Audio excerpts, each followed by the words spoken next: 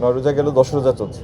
বাজার পরিস্থিতি আল্লাহর অশেষ মেহেরবানি স্থিতিশীল আছে, এবং প্রথম দিন যে দুই একটা পণ্য কিছু খুচরা ব্যবসায়ী, দুই একজন খুচরা ব্যবসায়ী সুযোগ নেওয়ার কারণে হঠাৎ লাভ দিয়েছিল, সেটিও আবার সন্তোষজনক জায়গায় ফিরত এসেছে, লেবু সহ অন্যান্য কৃষি পণ্য।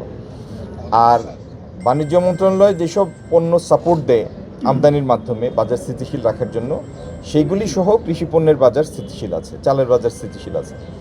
ইনশাল্লাহ রোজার শেষে ঈদের পরের মাস এবং তার পরবর্তী সময়ে মূল্য স্থিতিশীল থাকবে। আর কলকারখানার কথা যেটি আপনি বলেছেন, বিভিন্ন কারণে আমাদের টেরিফ রেজিমের মানে আমেরিকান টেরিফের কারণে একটা বৈশ্বিক একটা মন্দা আছে, এখন একটা ম্লান একটা মন্দা ভাব আছে বিশ্ব অর্থনীতিতে। বহু জায়গায় জিডিপির গতি স্লথ, রপ্তানির গতি স্লথ, যেটি গত 5 মাস যাবত আমরা কনজিকিউটিভ আমাদের একটা ডিক্লাইন আছে রপ্তানিতে। তো সেই সমস্ত বিভিন্ন কারণে অনেকগুলি প্রতিষ্ঠান কিছু চ্যালেঞ্জের মুখে আছে।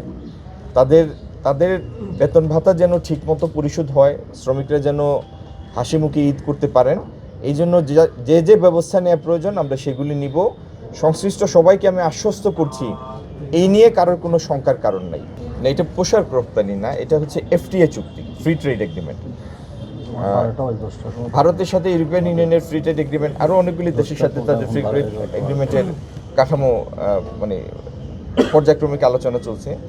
আপনারা জেনে খুশি হবেন, আজকে থেকে 2 দিন আগে, আজকে শনিবার, গত বৃহস্পতিবারে ইউরোপিয়ান ইউনিয়নকে আমরা আনুষ্ঠানিকভাবে এফটিআর আলোচনা শুরুর জন্য চিঠি দিয়েছি বাণিজ্য মন্ত্রণালয় থেকে।